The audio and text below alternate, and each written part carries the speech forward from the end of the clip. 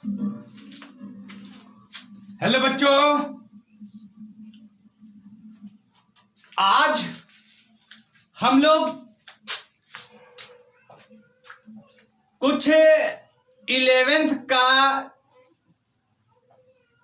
Topic start करेंगे। अब 11th का क्लासेस स्टार्ट होगा। जो बच्चे 11th में हैं ये वीडियो उनके लिए है।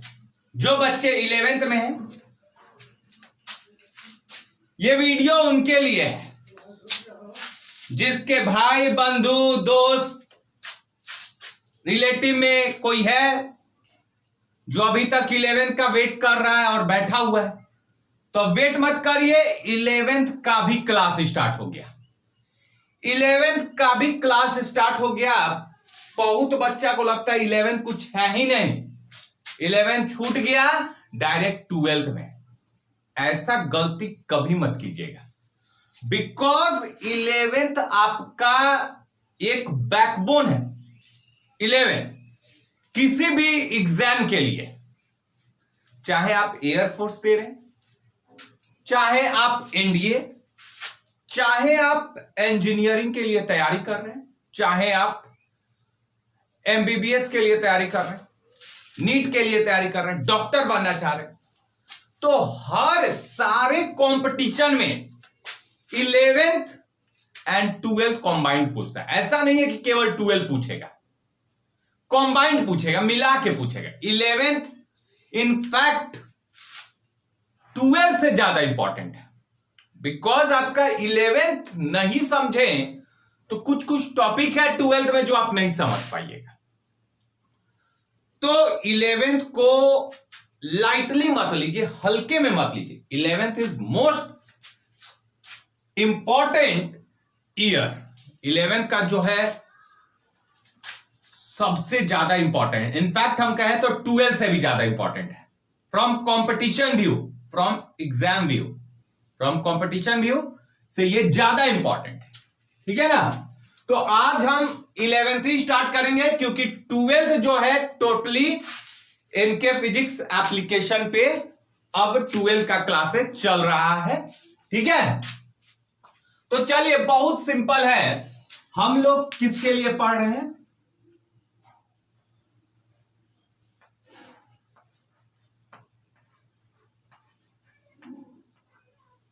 क्लास 11th, क्लास 11 के लिए पढ़ेंगे। और जो सब्जेक्ट है ऑफ कोर्स इनके फिजिक्स मींस फिजिक्स ही पढ़ाएंगे। तो यहां पे आपका पढ़ाई होने वाला है फिजिक्स।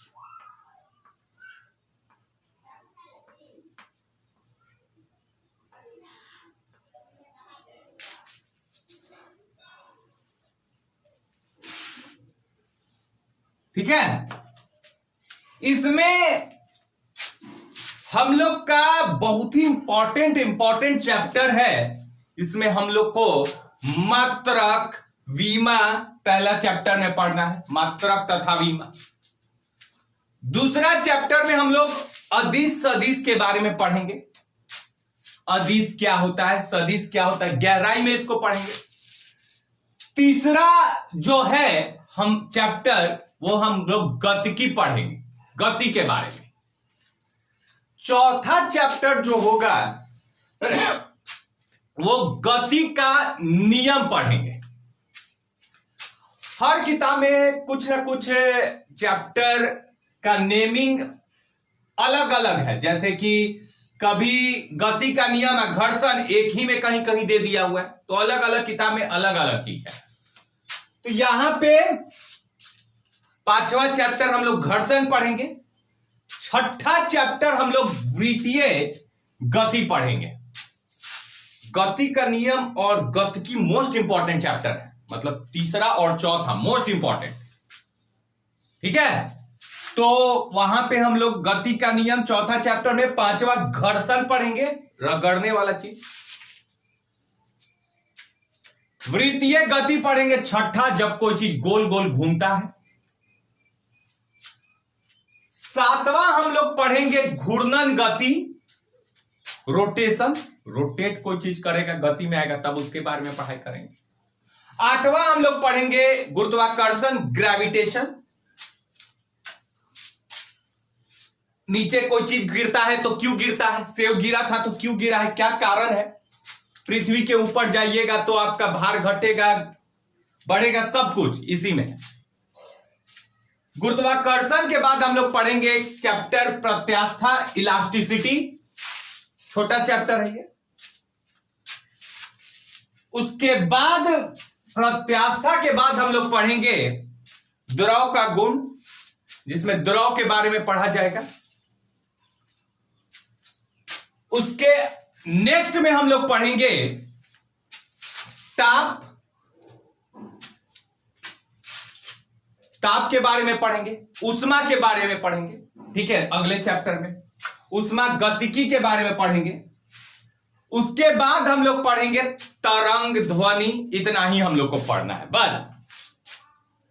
तो सबसे पहला चैप्टर हम स्टार्ट करेंगे, सबसे पहला, और धीरे धीरे सब चैप्टर को लिखते जाएंगे। तो सबसे पहला चैप्टर हमारा स्टार्ट होता है मात्रक, मात्रक तथा विमा, मात्रक तथा विमा, पहला chapter.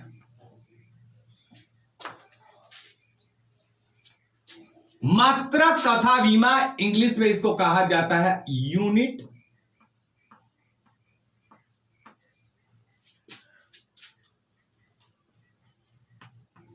And dimension, unit and dimension, बहुत मजेदार चैप्टर है।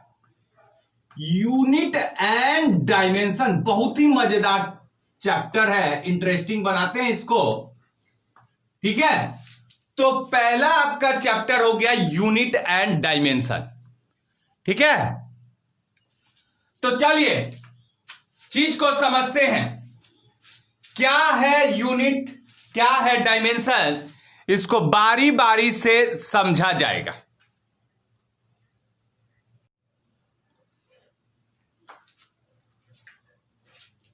तो पहला चैप्टर मात्रक तथा विमा, इसको समझते हैं। सबसे पहले इस चीज को समझने से पहले आपको पता होना चाहिए, आपको पता होना चाहिए भौतिक राशि क्या है। अगर ये नहीं मालूम तो फिजिक्स छोड़ दीजिए पढ़ना, मत पढ़िए, कोई फायदा नहीं। सबसे पहले आपका बेसिक नॉलेज होना चाहिए भौतिक राशि का। जब अगर भौतिक राशि आप नहीं समझते हैं, कहानी खत्म। तो सबसे पहले चैप्टर का नाम लिखेंगे और हेडिंग लगाएंगे, क्या, भौतिक राशि, भौतिक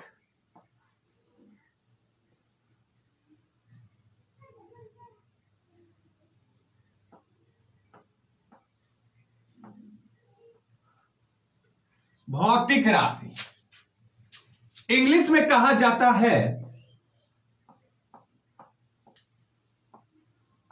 फिजिकल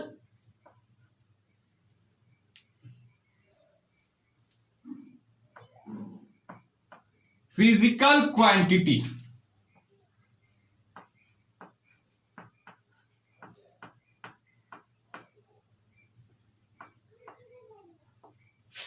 फिजिकल क्वांटिटी, भौतिक राशि, फिजिकल क्वांटिटी।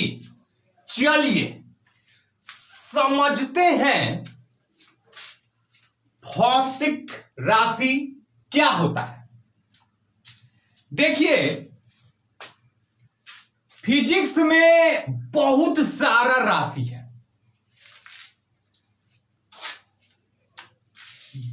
ऐसा राशि जिसको आप माप लीजिए, मेजरमेंट कर लीजिए, माप लीजिए या तौल लीजिए, मापा या तौला जा सके उसको भौतिक राशि कहते हैं। जिसको मापा या तौला जा सके, मतलब ऐसा राशि जिसको मापा जा सके या तौला जा सके उसी को भौतिक राशि कहते हैं। भौतिक राशि उसी को कहा जाता है। बहुत बच्चा बोला क्या बोल दिए सर, मापा जा सके तौला जा सके, ये सब क्या बोल रहे हैं? बोले बताते हैं। जैसे बल देखिए, बल जैसे एगो लड़का है, ये कोई लड़का है, ठीक है, ये क्या किया, ये जो लड़का ऐसे चल रहा था, ठीक है, इसको ये क्या किया, धक्का मार दिया, धक्का धक्का धक्का मार दिया। धक्का मारना मतलब बल लगा दिया। तो बल कितना लगाया, माप रहे हैं, कितना माप रहे हैं, 1 न्यूटन बल लगाया कि 2 न्यूटन लगाया कि 3 न्यूटन कि 4 न्यूटन। आप क्या कर रहे हैं, बल को माप रहे हैं, बल को माप रहे हैं। तो बल आपका भौतिक राशि है क्योंकि उसको आप माप रहे हैं कि कितना है, 1 न्यूटन है कि 2 न्यूटन है कि 3 कि 50 कि 100, कितना न्यूटन है, आप बल को माप रहे हैं, इसलिए बल आपका क्या है, भौतिक राशि है। क्लियर हुआ? बहुत बच्चा बोला अच्छा चाल सर, चाल का चाहिए, चाल हम जैसे देखे क्या, मान लेते हैं कोई लड़का दौड़ रहा है, ऐसे पहले चल रहा था ऐसे ऐसे, अब पीछे से उसके पापा लखेत दिए, अब वो भी पूरा तेजी से ऐसे ऐसे भागना स्टार्ट कर दिया, पूरा तेजी से भाग रहा है, एकदम तेजी से। तो हम ऐसे देख रहे हैं, अरे ये तो लड़का भाग रहा है, कितना से इसका चाल होगा, क्या चाल होगा, बड़ी तेजी में भाग रहा है। अच्छा पापा लखेदे हुए पीछे से, तो भागेगा नहीं तेजी में, तो चाल हुआ क्या, ना ना नहीं 10 मीटर प्रति सेकंड से भाग रहा है ना, 20 से भाग रहा होगा, नहीं नहीं इससे ज्यादा भाग रहा है ना, तो पापा पकड़िए लेंगे, 40 से भाग रहा है। तो हम क्या कर रहे हैं, उसके चाल को माप रहे हैं, चाल को माप रहे हैं, चाल को आप क्या कर रहे हैं, माप रहे हैं कि कितना से भाग रहा है, 10, 15, 20, 25, 30, 35, 40, 50। तो आप चाल को आखिर क्या कर रहे हैं, माप रहे हैं कि कितना होगा, बल को भी माप रहे थे कि कितना बल लगाया होगा। तो बल आपका क्या कहलाएगा, भौतिक राशि है, बल आपका भौतिक राशि है, चाल भी आपका भौतिक राशि है, चाल भी आपका भौतिक राशि, क्योंकि इसको भी मापा जा रहा है। अच्छा द्रव्यमान, द्रव्यमान कैसा राशि होगा, द्रव्यमान देखते हैं, ऐसे आलू लिए हैं, द्रव्यमान है, उसको देख रहे, अच्छा ये द्रव्यमान कितना होगा, ये आलू का द्रव्यमान कितना होगा, बहुत ले ले है, लग रहा है 10 किलो आलू ले ले है, 10 हुआ होगा, ना ना ना 11 होगा, कम लग रहा है, 8 होगा, 8। तो हम क्या कर रहे हैं, द्रव्यमान को भी माप रहे हैं कि 2 केजी होगा कि 3 केजी होगा कि 4 केजी होगा कि 5 केजी होगा कि 10 केजी होगा कि 15 केजी होगा। हम द्रव्यमान को भी क्या कर रहे हैं, माप रहे हैं द्रव्यमान को भी। तो इसलिए द्रव्यमान भी क्या है, द्रव्यमान भी क्या है, एक भौतिक राशि है। अच्छा लंबाई देखते हैं, लंबाई हम देख, अरे बाप रे इसका हाइट कितना है, इतना भी लंबा लड़का होता है, अरे तो 7 फीट का है, ना ना 7 ना होगा, 6.5 है, ना ना 6.5 तो बहुते हो गया, ना 6.2 फीट है, ना 5 फीट तो है ही का, आप लोग मजाक कर रहे थे। तो हम लंबाई को भी क्या कर रहे हैं, लंबाई को, बहुत अच्छा बोला, बोर्ड का लंबाई जो सर रखले हैं ना, पढ़ नहीं रहा वो सब, ऐसे देख रहा है ना, बोर्ड का जो लंबाई रखले हैं ना, वो 4 20 सेंटीमीटर होगा। एगो लड़का बोला ना 20 सेंटीमीटर कहाँ, तो लग रहा है 30 सेंटीमीटर है। ना 30 कहाँ, लंबाई 30 कहाँ, 40 है। तो सब लंबाई को क्या कर रहा है, लंबाइयों को माप रहा है। तो इसलिए लंबाई भी आपका क्या है, भौतिक राशि है। समय, अरे 2 बज गया अभी तक आया नहीं महाराज, कितने गए 2 कहां, घड़ी फेल है जी आपका, 3 बज रहा है। कैसन घड़ी रख ले महाराज, 3:30 ना हो रहा है। तो समय भी आपका क्या है, समय को भी नाप रहे हैं। 1 बज रहा है कि 2 बज रहा है कि 3 बज रहा है कि 4 बज रहा है कि 5 बज रहा है, तो आप समय को भी माप रहे हैं। तो ऐसा राशि जिसको मापा या तौला जा सके उसको हम क्या कहते हैं, क्या कहते हैं, भौतिक राशि कहा जाता है। जैसे वेग, त्वरण, इस सबको आप माप सकते हैं। त्वरण क्या लिखते हैं, त्वरण को आप लिखते हैं, एक लड़का भाग रहा होगा 1 मीटर प्रति सेकेंड स्क्वायर से, ना 2 मीटर, इसका त्वरण 2 हुआ होगा। तो आप क्या कर रहे हैं, माप रहे हैं उसका त्वरण, इमेजिन कर रहे हैं कि ना 2 नहीं 3, तो त्वरण को भी आप इमेजिन कर रहे हैं। तो इसलिए त्वरण भी आपका कैसा राशि, भौतिक राशि है, क्योंकि उसको माप रहे हैं। आवेग, संवेग, इतना भौतिक राशि है कि एनसीईआरटी का पीछे का 3 पन्ना खोल लीजिए तो सब भौतिक राशि लिखा हुआ है। बहुते जैसे बहुत बच्चा, कार्य कैसा है सर, कार्य भौतिक राशि है, बोले देखते हैं कार्य कैसा है। ये जो कार्य किया है ना लड़का, ना 10 जूल करबे किया है, 10 जूल ना बहुते किया है, एकदम 1 घंटा तक कल चला है, बहुते कार्य किया है। अच्छा चलो 15 जूल किया होगा। तो हम कार्य को भी क्या कर रहे हैं, माप रहे हैं। तो इसलिए कार्य भी एक प्रकार का क्या है, भौतिक राशि है। तो यहां पे हम क्या लिखेंगे, ऐसा राशि जिसको मापा या तौला जा सके, ऐसे राशि को हम लोग भौतिक राशि कहते हैं। तो इसका परिभाषा कैसे लिखेंगे, परिभाषा लिखा जाए,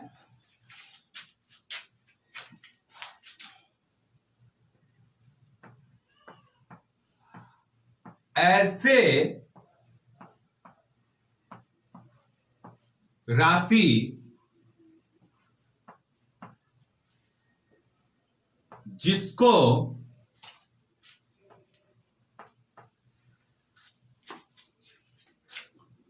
मापा या तौला जाता है, ऐसे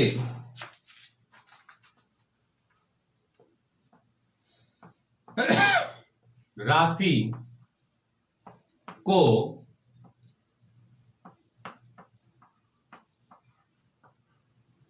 भौतिक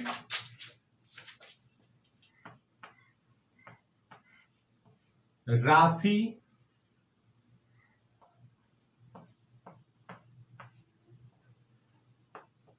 कहते हैं। उदाहरण में क्या हो जाए, जैसे क्या, उदाहरण में जैसे बल, चाल, द्रव्यमान,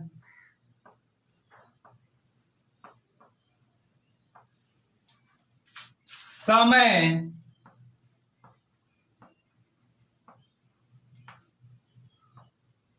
वेग, संवेग,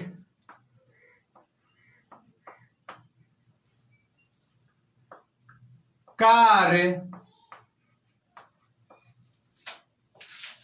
आवेग, अरे थक जाइएगा, इतना लिख देंगे, लिखते लिखते थक जाइएगा। तो बहुते सारा सबको नाप सकते हैं। तो अब नहीं, अब काहेला लिखे, बहुते लड़का होने लगा कि ना सर कितना लिखे जा रहे हैं, बहुते है इसलिए हम यहां पे लिख देते हैं इत्यादि। अब बहुते अब मत लिखिए ना तो टेंशन हो जाएगा। इत्यादि, ठीक है।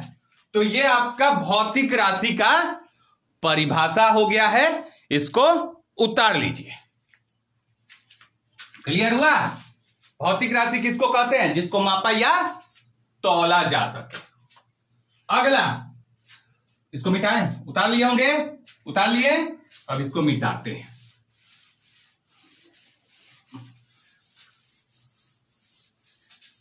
चलिए इसको मिटाते हैं। चैप्टर उतार लिए होंगे। अगला जो भौतिक राशि है ना, जो भौतिक राशि है उसको दो भाग में बांटा गया है। उसको दो भागों में बांटा गया। भौतिक राशि को का दो गो भाग है, इसको डिवाइड कर दिया गया। भौतिक राशि को डिवाइड कर दिया गया। तो भौतिक राशि को दो भागों में बांटा गया है। लिखेंगे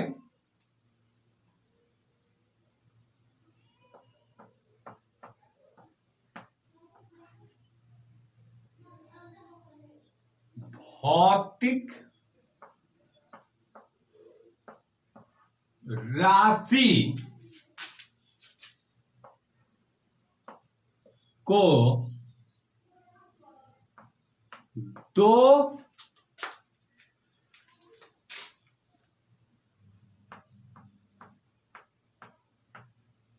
भागों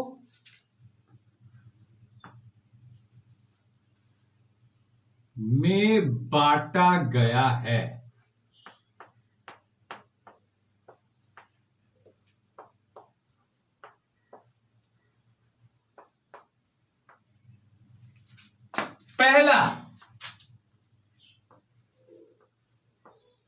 पहला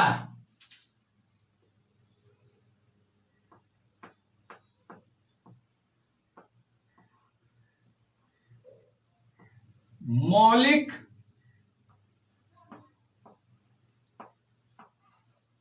राशि, या इसको मूल राशि भी कह सकते हैं। मूल राशि, इंग्लिश में इसको कहा जाता है फंडामेंटल क्वांटिटी।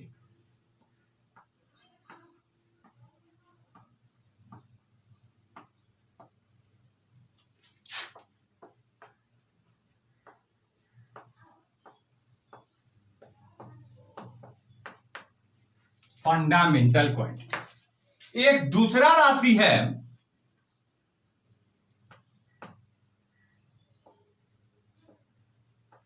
एक दूसरा राशि है, वो है व्युत्पन्न राशि।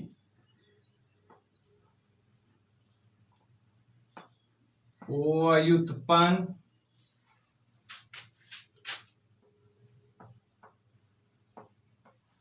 राशि, इसको इंग्लिश में कहा जाता है डेराइव्ड क्वांटिटी। डेराइव्ड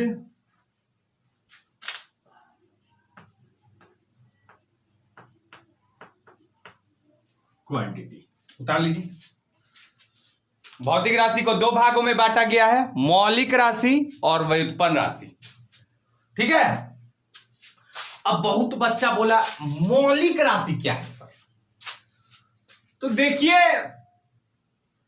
भौतिक राशि को दो भाग में तो बांट दिया, एगो मौलिक या दूसरा व्युत्पन्न। बहुत क्या है सर मौलिक राशि, क्या है व्युत्पन्न राशि? हम बोले बताएंगे, हड़बड़ी का चीज है, बताएंगे ना कि क्या चीज होता है मौलिक राशि, सब बताएंगे। हड़बड़ी का चीज है, ये थोड़ा देर। मौलिक राशि अब समझते हैं होता क्या है। ध्यान से सुनिएगा। मौलिक राशि पूरा 7 गो मौलिक राशि है, वो बताएंगे हम। ऐसा राशि जो पूर्णतः स्वतंत्र हो, आजाद, किसी पे निर्भर नहीं करता, वो आजाद है एकदम, पूरा खुश रहता है। वो सब काहे? हम आजाद है, हमको किसी दूसरे पे निर्भर नहीं है। तो ई वाला राशि पूरा खुश, ई वाला उदास। देख लीजिए, ई खुश, ई उदास है। समझिए बात को। मौलिक राशि क्यों खुश? क्योंकि पूरा आजाद है, पूरा खुश है, पूरा खुश है, पूरा खुश है जी।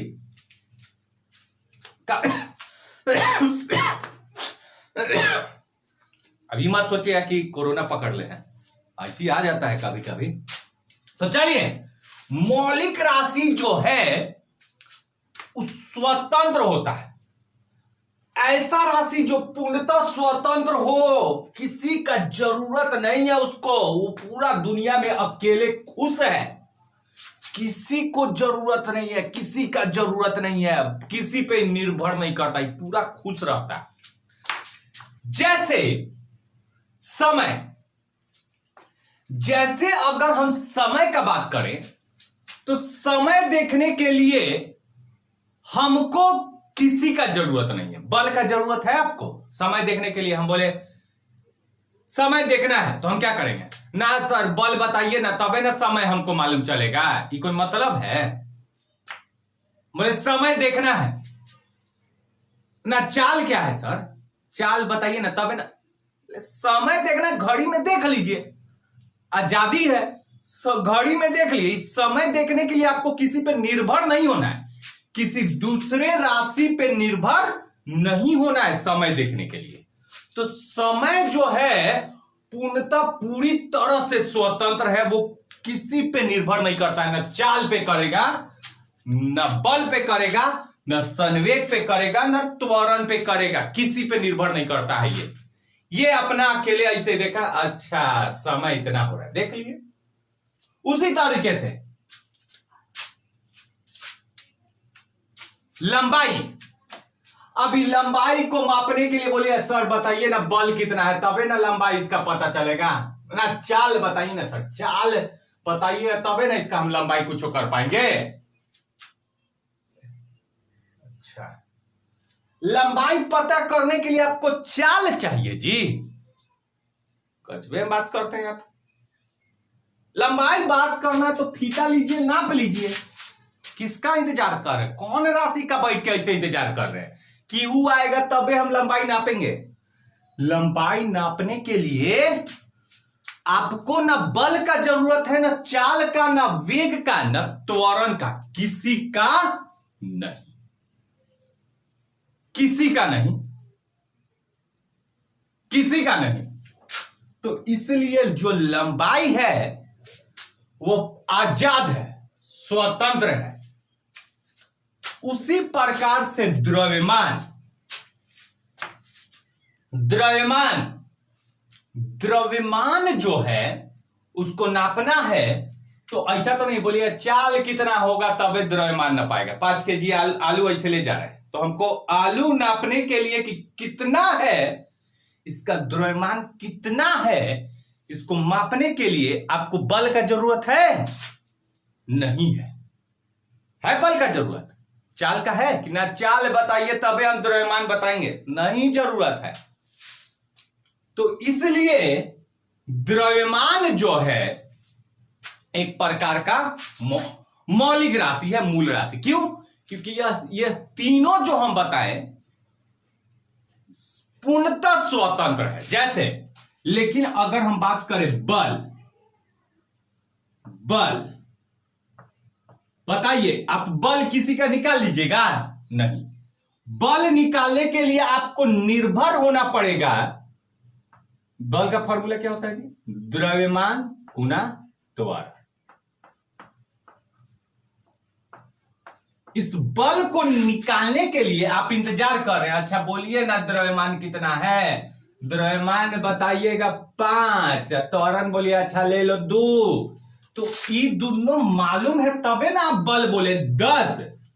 तो बल के लिए तो आप वेट कर रहे हैं द्रव्यमान और त्वरण का। तो बल आपका मौलिक राशि नहीं है, कारण बल पता करने के लिए वेटिंग लिस्ट में है, इंतजार कर रहे हैं, किसी का इंतजार कर रहे हैं कि ई मिलेगा, ये सब चीज मिलेगा तबे हम बोलेंगे। तो बल आपका कैसा राशि हो जाएगा? व्युत्पन्न राशि। जैसे बल, बल बताइए मौलिक राशि होगा? नहीं होगा। अच्छा चाल, चाल जो है वो होता है दूरी बट्टा समय। तो चाल मापने के लिए आपको दूरी चाहिए और समय चाहिए, दूरी चाहिए और समय चाहिए। तो चाल जो है वो निर्भर है किस पे? दूरी पे और समय पे। तो चाल जो है बताइए मौलिक राशि है? नहीं है। क्यों? क्योंकि ये तो निर्भर किया है दूरी और समय पे। लेकिन द्रव्यमान मापना होगा, तुरंत तराजू निकाले माप लिए, किसी पे निर्भर नहीं। समय मापना हुआ, तुरंत घड़ी में देख लिया, अच्छा 2 बज रहा है, अब बंद करना है क्लास। लंबाई मापना है, तुरंत फीता निकाले माप लिए, 3 मीटर हो रहा है। इस सब के लिए कहां कोई फॉर्मूला का जरूरत है, तुरंत माप ले रहा है सब। विद्युत धारा मारा है करंट, बोले अरे इसको तो मापो जल्दी से, एमीटर से मापो, तो 5 एम्पियर का करंट मारा है। तो विद्युत धारा क्या है? मौलिक राशि है, उसको निर्भर नहीं होना पड़ेगा, कोई फॉर्मूला नहीं चाहिए। तापमान, बुखार लगा है, इसका ताप कितना है? 200 कोरोना तो ना हो गया, तुरंत नाप रहा है, ना 105 है। तो क्या है, किसी पे निर्भर थोड़े हैं, इस पे निर्भर हैं, कौन फॉर्मूला पे निर्भर है। ताप नापने के लिए हम बोल रहे हैं कि चाल बताइए, वेग बताइए, उधर आदमी मर गया है। बुखार मापने के लिए हम ये तो नहीं बोल रहे हैं कि चाल बताइए, दूरी बताइए, ना बले बताइए, ना मारा, कुछ नहीं चाहिए, आप तुरंत ऐसे लगाए माप लिए। तो ये सब क्या है? स्वतंत्र है। जैसे द्रव्यमान मापने के लिए स्वतंत्र है, किसी का जरूरत है। लंबाई स्वतंत्र है, ताप स्वतंत्र है, कोई इसी का जरूरत नहीं। द्रव्यमान स्वतंत्र है, विद्युत धारा स्वतंत्र। तो ऐसा ऐसे 7 गो है जो कि लिखवाएंगे बाद में। तो बताइए मौलिक राशि आप क्या कहिएगा? कि ऐसा राशि जो पूरी तरह से स्वतंत्र हो, जो पूरी तरह से स्वतंत्र हो, जो किसी पे निर्भर नहीं करता है, जो किसी पे निर्भर नहीं करता है। तो हम क्या लिखेंगे? तो पहला लिखेंगे, इसको मिटाते हैं, व्युत्पन्न राशि तो कल बताएंगे क्या है। मौलिक राशि आज लिख लीजिए।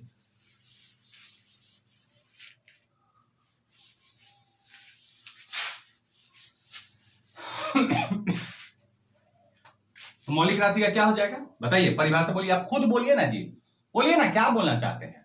बहुत बच्चा बोला ऐसे बोलना चाह रहे हैं सर, ऐसे राशि जो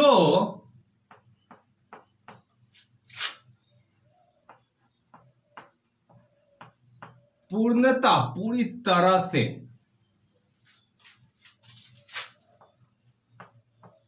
स्वतंत्र हो, या ये भी कह सकते हैं, या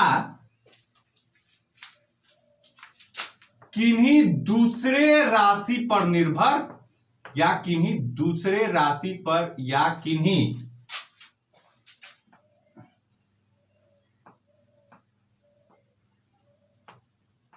दूसरे राशि पर निर्भर। जैसे बल पर निर्भर नहीं होना चाहिए, कोई दूसरा राशि पर निर्भर नहीं होना चाहिए, दूसरे राशि पर निर्भर न हो, कॉमा ऐसे राशि को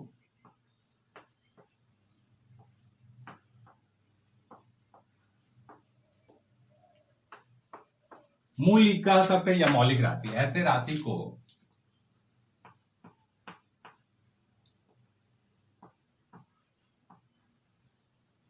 मौलिक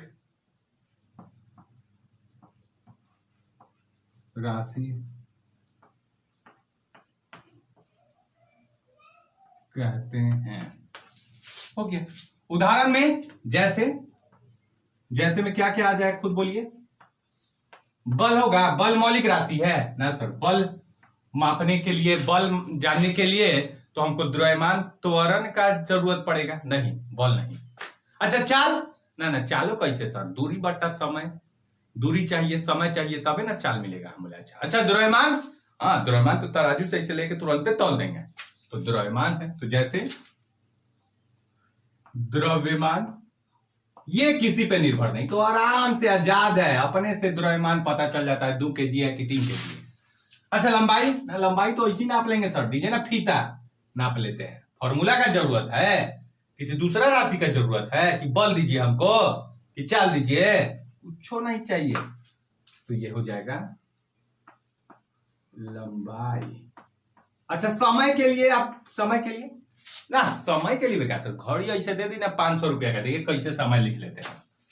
तो समय हो जाएगा, बहुत सारा है, 7 गो है, इत्यादि लगा देते हैं, बता देंगे 7 गो कौन कौन सा मौलिक राशि है नेक्स्ट क्लास में। तो इत्यादि, तो ये था मौलिक राशि। अब व्युत्पन्न राशि नेक्स्ट क्लास में समझाएंगे। क्लियर हुआ? भौतिक राशि क्या है, भौतिक राशि को कितने भाग में बांटा गया है, मौलिक राशि क्या है, जो पूर्णतः पूरी तरह से आजाद हो, स्वतंत्र हो, किसी राशि का जरूरत नहीं है इसको मापने के लिए, ऐसे राशि को हम लोग कहते हैं मौलिक राशि। याद रहेगा पूरा? बोलिए भौतिक राशि क्या होता है, जिसको मापा या तौला जा सके, बात खत्म। मौलिक राशि जो पूर्णतः स्वतंत्र हो या किसी दूसरे राशि पर निर्भर न हो। तो ये था आज का क्लास। अगले क्लास में हम लोग व्युत्पन्न राशि देखेंगे और मौलिक राशि कितना होता है वो भी बताएंगे। तो आज के लिए इतना ही। Thank you students, bye bye and take care.